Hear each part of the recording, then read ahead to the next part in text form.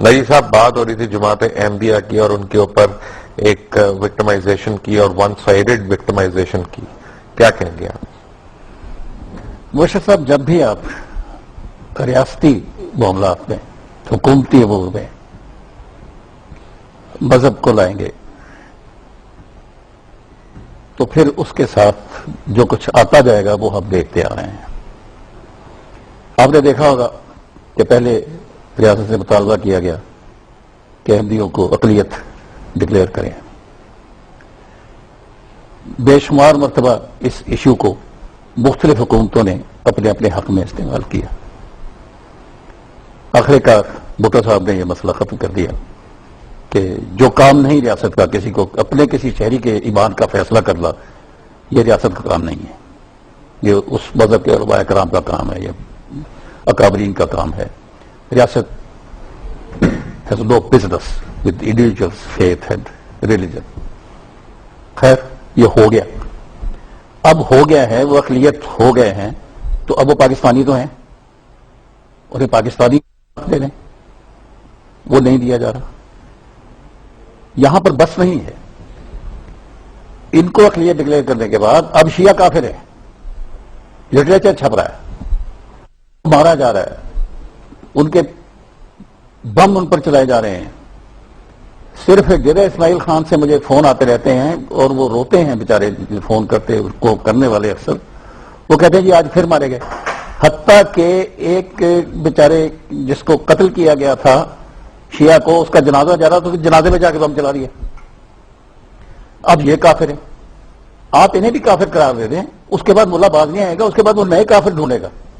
ان کا کام ہی مسلمانوں کے اندر سے کافر پیدا کرنا ہے اور پھر انہیں مارنا۔ بات کرتے ہیں ویری کوئکلی، 2-3 منٹ رہ گئے ہیں پاکستان کے۔ انہوں نے مولانا ظفر علی خان صاحب کی بات کی تھی، ظفر احمد خان صاحب کی، قائد اعظم کے ساتھیوں میں سر ظفر اللہ خان صاحب کی، اور ساتھ ہی انہوں نے doctor Abdul Salam I must tell you is a pride of Pakistan، یعنی اگر کسی کو ان کے اوپر کوئی شک ہے تو وہ اس کو اپنا علاج کرانا چاہیے۔ پروفیسر عبدالسلام جو ہیں انتہائی قابل احترام اور دنیا کے مانے ہوئے اسکالر، نوبیل پرائز، آپ کو یاد ہوگا انہیں نوبیل پرائز جب ملا تھا وہ پاکستان آئے تھے کہ یہاں وہ سیٹ اپ کریں گے ہائر ایجوکیشن سائنسز میں ایک یہاں انسٹیٹیوشن بنائیں گے۔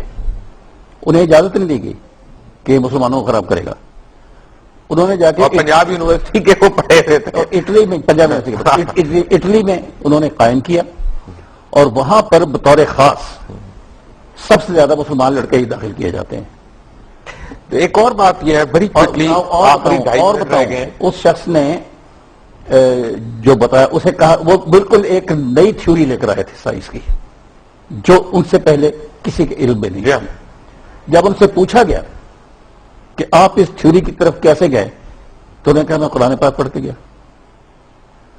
اس کا تو اس طرح کا تھا جذبہ، لیکن یہ کہتے ہیں وہ مسلمان ہی نہیں ہے۔ اب یہ جو مسلمان ہیں جنہوں نے ایک سوئی تک ایجاد نہیں کی، یہ پتہ نہیں جس مذہب میں علم حاصل کرنے کے لیے بے شمار ہدایات دی گئی ہیں، یہاں تک کہا گیا کہ علم حاصل کرو خواہ تمہیں چین جانا پڑے، علم کی بے پناہ تعریف کی گئی، علم کے رتبے کا ذکر کیا گیا، وہ تو ایک سوئی ایجاد نہیں کر سکے۔ اور جو شخص کہتا ہے میں نے قرآن پڑھ کے یہ تھیوری حاصل کی ہے، اس پہ نوبل پرائز لیتا ہے، وہ مسلمان نہیں ہے۔ ان کی جماعت کے ایک بڑے سرگرم کارکن تھے جی، دت صاحب ان کا نام تھا، اور غالباً ان کے کچھ خطوط بھی موجود ہیں جس میں انہوں نے قائد اعظم کو کنونس کیا لندن میں جب وہ تھے کہ وہ واپس آئیں اور پاکستان موومنٹ میں مسلم لیگ کی قیادت جو ہے اس میں شامل ہو کے اپنا رول نبھائیں۔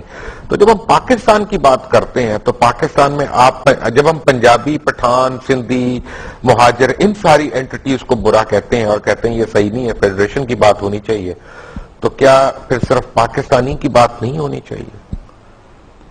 جی نہیں، خیر یہ غلط مطالبہ ہے۔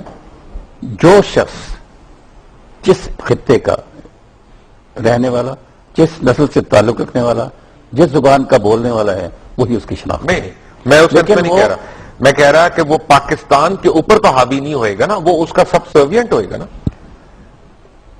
وہ پارٹنر ہوگا۔ پارٹنر ہو گیا، تو اسی طرح ہر مذہب والا پارٹنر نہ ہو گیا، پاکستان فیڈریشن ہے تو اسی طرح ہر فیتھ والا پارٹنر نہ ہو گیا۔ پاکستان میں پارٹنرشپ ہے سب، ہم سب کی، خواہ وہ مسلم ہے خواہ غیر مسلم ہے، ہم سب کا وطن ہے۔ اس میں تو کسی کو شک و شبہ نہیں ہونا چاہیے. Right. Nazir Naji Saab, thank you very much for being here with us.